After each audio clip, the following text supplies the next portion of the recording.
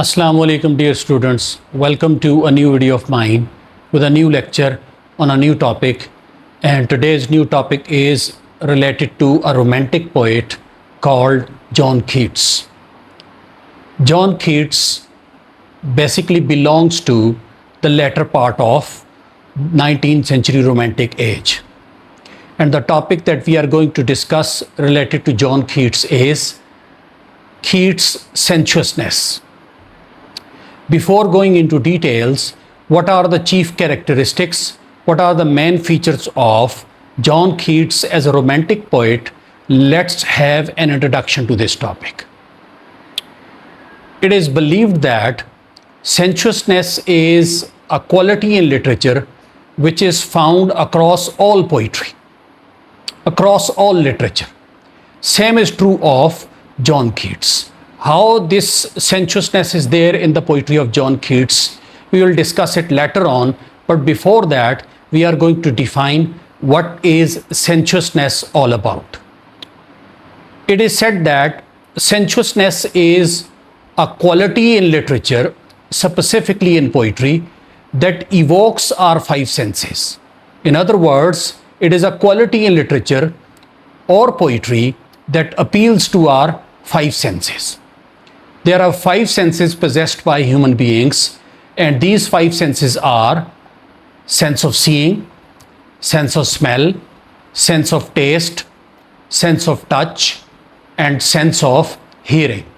All these five senses are used by human beings, and this is also true of all the poets. All the poets make use of five senses, and in this way gather different type of knowledge, different type of information from their surrounding through their sensual experience. And this is also true of John Keats. John Keats also gathers knowledge, information, talks about many aspects of life through his five senses. All the poets in English literature, they do have this quality of sensuousness, but their sensuousness is limited one. They are not totally absorbed in the world of sensuousness. They have some certain other concerns in the writing of their poetry. But this is not the case with John Keats. John Keats is a different kind of a poet. He is an altogether different literary personality who is completely absorbed in the world of his five senses, or in other words, who is lost in the world of his sensuousness. All he talks about is sensuousness, sensuousness, and sensuousness, and nothing else but sensuousness. Here, John Keats can be compared with two other romantic poets. Number one is William Wordsworth and P.B. Shelley. Both these poets also make use of their senses in order to depict life. But other than that, they also have certain other concerns in their poetry. In other words, they also look at life through certain other means, through other certain methods.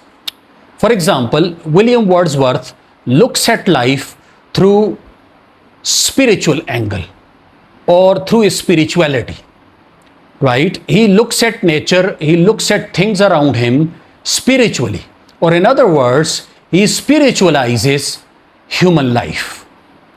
And on the other hand, P.B. Shelley also talks about life, but he talks about life in an intellectual manner, right? In other words, he intellectualizes life. Whereas on the other hand, as far as John Keats is concerned, he only sensualizes life. He talks about life through his five senses. First important aspect of John Keats as a sensuous poet is that sensuousness is a paramount bias with Keats. Now, what does this statement mean? Let me explain it. This statement means that Keats looks at life through the lens of sensuousness. Whichever experience of life he talks about, whichever aspect of life he talks about, whichever aspect of nature he depicts in the world of his poetry, he depicts it through the lens of his sensuousness. In other words, he only talks about sensuousness and nothing else but sensuousness when it comes to the depiction of any aspect of life is concerned. Here, John Keats can be compared with Geoffrey Chaucer and John Donne. Geoffrey Chaucer and John Donne also look at life, but through a different angle, through a different method. For example, Geoffrey Chaucer looks at life through the lens of humor, whereas on the other hand, John Donne looks at life through the lens of intellectualism. In simple words, Geoffrey Chaucer looks at life or depicts life in a humorous manner. Whichever aspect of life he depicts in the world of his poetry, he depicts it in a humorous manner. Whether he talks about church of the time, whether he talks about the lawyers of the time, whether he talks about the knights of the time, the squires of the times, the different professions of life, different aspects of life, he talks about it through the lens of humor, through his humorous method. Whereas on the other hand, John Donne describes life, talks about life through intellectuality. Whatever aspect of life he is talking about in the world of his poetry, he is intellectualizing it. He depicts it through the lens of intellectualism. This is also the case with John Keats. John Keats also talks about life, but not through the lens of humor or through the lens of intellectualism. Rather, he looks at life through the lens of sensuousness. When it comes to the beauty in nature, when it comes to the Song of Nightingale, when it comes to the aspects of autumn, when it comes to melancholy, whichever aspect of life he is talking about in the world of his poetry, he talks about it through the lens of his sensuousness, through the lens of his five senses, which is why he is called a sensuous poet. While talking about the sensuousness of John Keats, one of John Keats' acquaintances, Mr. Haddon, refers to John Keats' sensuousness through a comment, through a statement. He says that in order to enjoy the coldness and deliciousness of a certain wine, which is called claret, John Keats spreads red pepper upon his tongue, right from the tip of his tongue down to his throat, just to enjoy the coldness and the deliciousness of the wine called claret. So this is an example of his extreme sensuousness. And then there is another letter written by John Keats to one of his friends called Benjamin. He wrote this letter in November 1870. In this letter, John Keats very openly says to Benjamin that, "Oh, for a life of sensations rather than of thought." So this statement of John Keats in this letter proves that John Keats is a sensuous poet through and through. He prefers the world of senses over the world of thoughts. So this is one of the important aspects of John Keats' poetry, which is sensuousness as a paramount bias with Keats. Next important aspect of John Keats' poetry as a sensuous poet is sensuous appeal. John Keats has immense sensuous appeal in his poetry. Why? Simple. He talks about nature. He talks about the beauty in nature. He talks about different themes related to life in a sensuous manner. Automatically, his poetry appeals to the five senses of the readers, which is why we come across immense sensuous appeal in his poetry. There are many evidences, there are many things that are there in the poetry of John Keats that show his extreme sensuousness. One such thing is vivid imagery. In the poetry of John Keats, there is extremely vivid imagery found. Why this imagery in the John Keats poetry is vivid one, clear one, because whichever aspect of life, whichever aspect of nature he discusses in the world of his poetry, he discusses it in its minutest details, in minormost details. Remember that imagery or vivid imagery goes hand in hand with sensuousness. If there is sensuousness in a poet, there would be vivid imagery, there would be pictorial quality, pictorial element. And this pictorial element is one of the most prominent aspects of Keats' poetry. Perhaps he is the most, you can say that, powerful poet as far as pictorial element is concerned, as far as imagery is concerned. You can say that John Keats thinks and feels in pigments or in colors. So this is one of the aspects that reflects sensuousness in John Keats' poetry. There are certain lines that show the vivid imagery in the poetry of John Keats. For example, in the poem Ode to a Nightingale, he says, beaded bubbles winking at the brim.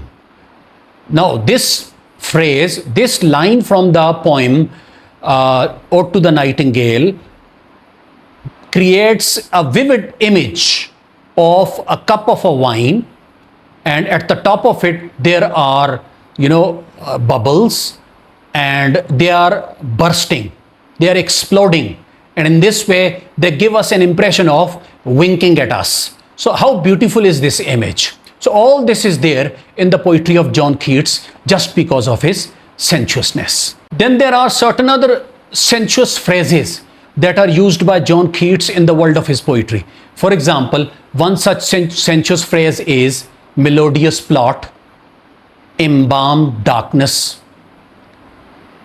sunburnt mirth. So these are some of the other phrases that create an image before the eye of the mental or imaginative eye of the reader. Then John Keats also portrays different colors and pigments in one of his popular poems, Ode to Saint Agnes. In this poem, he talks about different colors in nature, different things in nature that reflect different shades of color, different pigments in nature, and all that. This sensuous appeal of John Keats' poetry is due to the use of certain poetic devices, and one such poetic device is synesthesia. Synesthesia is a figurative device with the help of which poet combines two disparate, different senses together. For example, John Keats in one of his poems says, delicious face. Now here two senses are combined. One is sense of taste and the other is sense of seeing. Face is related to seeing and deliciousness is related to sense of taste. And then at another occasion he says melodious plot. Now melody is related to hearing and plot is related to visual sense. So in this way, with the help of this use of synesthesia, John Keats tries to appeal to our five senses by creating very different kinds of phraseology in the world of his poetry. So this is another important aspect of his poetry, which is sensuous appeal. Next important aspect of the sensuousness of John Keats is beauty, or John Keats as a poet of beauty. Now, John Keats finds this beauty in his surroundings, particularly in nature, with the help of his five senses. So his sensuousness, in other words, leads John Keats to the world of beauty. Right? His sensuousness makes him the lover of beauty in nature, in all the forms, in all the shapes. And later on, he talks about the world of beauty in his poetry. And he becomes a staunch lover, a strong lover of beauty. Wherever he finds beauty, he depicts that in the world of his poetry. Whether he finds it in the Song of a Nightingale, or whether he finds in the month of autumn, in the season of autumn, or he finds it in the song of a piper that is depicted on the Grecian urn, right? He depicts it in the world of his beauty. And all this love of beauty is basically produced by his sensuousness, right? So his sensuousness is one of the sources of his love of beauty. For example, in the poem Ode to Autumn, in the opening stanza, he says, "Season of mists and mellow fruitfulness, close bosom friend of maturing sun, conspires with him how to load and bless with fruit the vines that round the thatchy run." Now, this opening stanza of the poem Ode to Autumn appeals to our five senses. It tells us that John Keats talks about autumn season just because of the fact that it ripens the fruit, different kinds of fruit. And he also talks about different beautiful aspects of nature just because of his sensuousness. So his sensuousness leads towards the concept of beauty, the element of beauty in nature. For example, at the end of that poem, Ode to Autumn, he says he finds beauty in the season of autumn. He says that, "Where are the songs of spring? Where are they? Think not of them. Thou hast thy music too." Now, these lines not only tell us that John Keats finds beauty in autumn, but at the same time, they also reflect an intellectual element in his sensuousness, which came up in his sensuousness in the latter part of his poetry, right?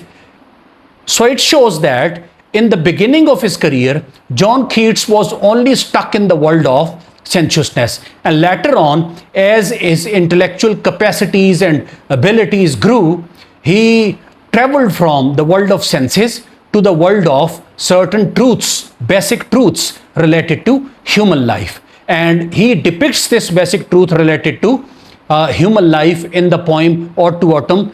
At the end of this poem, particularly, he talks about it. He says that, "Where are the songs of spring? Where are they? Think not of them. Thou hast thy music too." That even the ugliness of life, even the less beautiful season like autumn has a beauty about it. So we need an eye to discover it. So this is how there came an intellectual element even in his sensuous poetry later on in his career. Then, as a poet of sensuousness, John Keats is also called as a pure poet. Why Keats is called as a pure poet? Because his purpose is not to preach any kind of morality. His purpose is not to propagate any political, social agenda, social purpose through his poetry. His purpose is not to have his poetry to have palpable design upon the mind and heart of the audiences, readers. Rather, his purpose is to create art for the sake of art. Rather, his purpose is to enjoy nature, to enjoy life through his five senses. So he is a pure poet because he is a sensuous poet.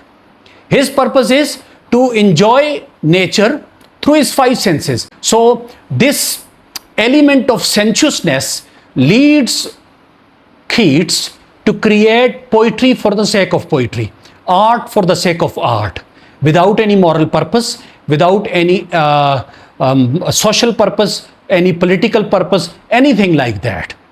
Here he is comparable to William Shakespeare, who also creates art for the sake of art.